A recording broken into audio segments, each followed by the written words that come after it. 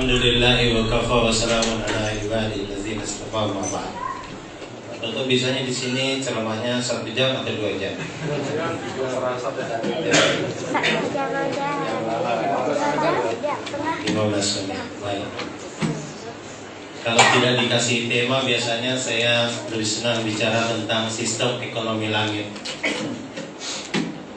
Di tempat lain biasanya sudah tentukan temanya supaya tidak tabrakan dengan materi ustaz saya yang lain. Tapi kalau di sini saya tidak dikasih judul, jadi boleh judul sendiri ya. Sistem ekonomi langit.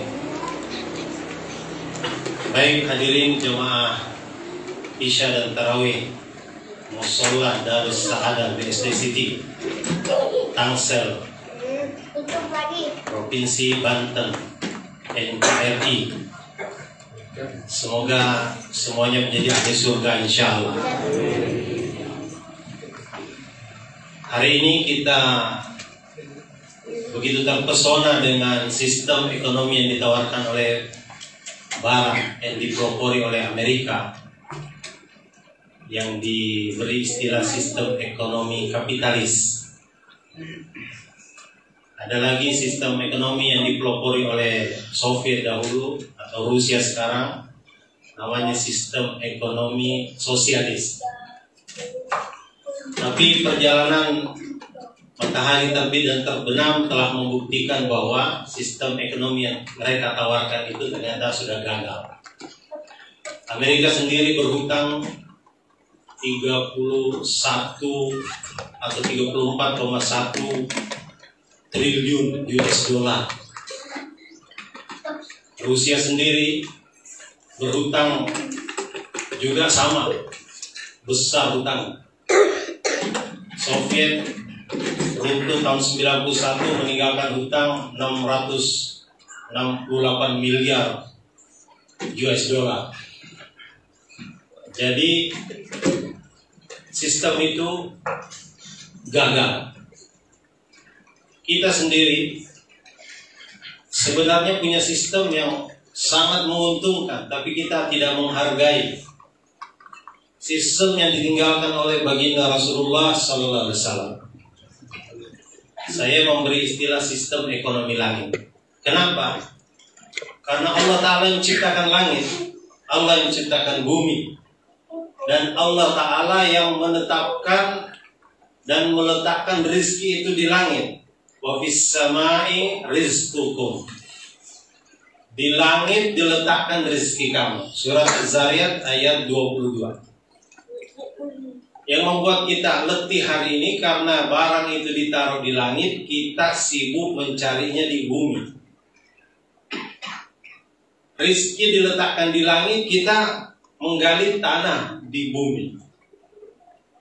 Para sahabat, mereka paham bahwa rezeki itu terletak di langit, sehingga mereka belajar apa yang bisa dipakai untuk naik ke langit. Hari ini kita mau naik ke langit pakai helikopter tidak bisa, pakai heli cap apalagi. Kita mau naik ke langit pakai roket tidak bisa, pesawat ulang-alik tidak bisa. Naik ke langit itu diberi kendaraan oleh Allah Ta'ala, namanya sholat. As-sholatu mi'rajul mu'minin. Dulu sebelum sahabat sholat, hidupnya luar biasa buruknya. Jahil, degil, musuhan, perang, miskin. Tapi ketika mereka mulai beriman kepada Allah Ta'ala, mulai mengerjakan sholat, bahkan mereka sampai kepada derajat takwa, sebagaimana cita-cita Ramadan ini, target Ramadan ini adalah derajat takwa, maka kehidupan mereka berubah. Dari jahil berubah menjadi alim, dari degil berubah menjadi beradab, musuhan berubah menjadi kasih sayang, perang berubah menjadi damai, dan miskin berubah menjadi kaya raya. Satu hari Sayyidina Hasan kedatangan tamu. Ternyata orang ini pengemis, dan yang dia minta bukan sedikit. Sayyidina Hasan kaget. Maka Sayyidina Hasan minta maaf karena tidak bisa memberikan sesuai proposal yang diajukan oleh pengemis ini. Kaget Sayyidina Hasan karena pada saat itu negeri sejahtera, sahabat sejahtera. Ada pengemis datang. Kata Sayyidina Hasan, engkau telah membawa aku ke dalam suasana yang kurang menyenangkan bagiku. Tetapi aku berusaha keras untuk memenuhi apa yang kau perlukan. Dia panggil bendaharanya, wahai bendahara, coba tengok di kas ada sisa uang berapa di sana. Maka bendahara melapor, wahai tuanku, di sana tinggal 50.000 dirham. Kalau 1 dirham itu kira-kira bisa beli seekor ayam. Masih ada 50.000 dirham. Bawa ke sini. Kemudian saya ingat aku masih pernah memberikan kepada engkau 500 dinar. Kalau 1 dinar itu 4,25 gram emas. Kalau dirupiahkan 1 dinar sama dengan lebih kurang 4 juta rupiah. Saya ingat aku pernah memberikan engkau 500 dinar. Masih ada? Oh, itu masih ada. 500 kali 4 juta berapa, Pak? 5 kali 4, 2 miliar. Kalau tadi 50.000 dikali 50.000 sampai dengan 2,5 miliar. Maka pengemis ini dipanggil, sini, kamu pergi cari 2 kuli untuk mengangkut harta yang aku berikan kepada engkau. Maka dia pergi mencari 2 orang kuli untuk mengangkut uang yang diberikan oleh Sayyidina Hasan kepada pengemis ini. Kemudian kata Sayyidina Hasan, ini baju saya, kamu jual, dan upah penjualan baju saya kamu berikan kepada kuli ini. Saya menanggung bayaran kuli ini. Itu orang dahulu kalau kasih uang bukan 1 juta, 2 juta, 2 miliar, 4,5 miliar diberikan oleh Sayyidina Hasan kepada seorang pengemis. Begitulah kesejahteraan orang-orang dahulu. Padahal negeri mereka gersang. Ini Ustaz Hasil sering bolak-balik ke Mekah. Sampai sekarang tuh masih tandus, kering kerontang. Sejauh mata memandang batu, pasir. Tapi mereka sejahtera. Negeri kita, alhamdulillah, Allah kasih kesuburan. Sejauh mata memandang, hijau royo-royo. Gunungnya besar, mengandung emas, minyak, batu bara. Lautan luas, ada ikan besar, ada mutiara lagi di bawahnya. Sebenarnya sangat aneh kalau negeri kita ini berhutang. Kaya raya negeri kita. Tetapi Nabi SAW bersabda bahwa as-sholatu imaduddin. Sholat ini adalah tiang agama. Siapa yang menegakkan agama, menegakkan sholat. Siapa menegakkan sholat, menegakkan agama. Siapa meninggalkan sholat, meruntuhkan agama. Coba kita perhatikan satu negara yang lebih banyak mana yang sholat dibanding tidak sholat. Mungkin terlalu besar satu negara, satu provinsi lah, atau satu tangsel aja. Itu kecil aja, satu kelurahan Rawabuntu saja. Atau lebih kecil lagi lah, satu kampung kita ini. Orang sholat dibanding tidak sholat. Kalau ada satu rumah sedang dibangun, 100 orang yang bekerja, ada 20 yang membangunnya, 80 orang meruntuhkannya, maka bangunan ini tidak akan naik. Dia akan menggali ke bawah. Artinya akan berhutang. Para sahabat paham bagaimana cara mengatasi masalah ekonomi. Datang kepada Nabi, ya Rasulullah, kena krisma. Nabi SAW bukan kasih modal untuk dagang di pasar, bukan kasih bibit untuk ditanam di kebun, atau bukan dikasih kambing untuk ternak di padang rumput. Nabi bacakan ayat surat Toha ayat 132, wa'mur ahlaka bis-shalah, perintahkan keluargamu sholat. Jadi untuk mengatasi masalah ekonomi adalah sholat. Tapi hari ini para pakar ekonomi tidak bisa menghubungkan antara sholat dengan ekonomi, nggak bisa.